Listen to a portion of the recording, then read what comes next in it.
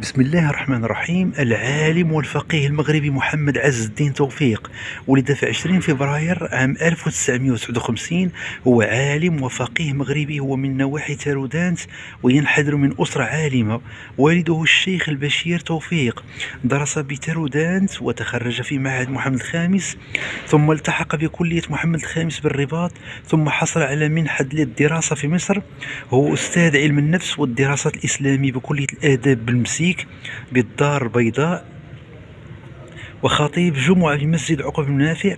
ولقد أكمل دراسته العليا بجمهورية مصر العربية، كما حاز على شهادة الدكتوراه الدولة في الدراسات الإسلامية في موضوع علم النفس والمنظور الإسلامي.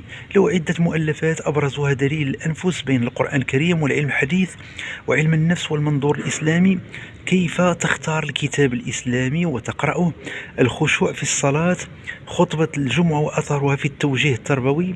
تقلد عدة مسؤوليات، منها تحمل مسؤولية تربوية في مراحل سابقة لحركة توحيد الإصلاح، واعظ تابع لهيئة الوعظ بالمجلس العلمي بولاية الدار البيضاء الكبرى، عضو هيئة الاتحاد العالمي لعلماء المسلمين، وعضو الكتاب التنفيذي لمؤسسة المهدي بن عبود للبحوث والدراسات والإعلام.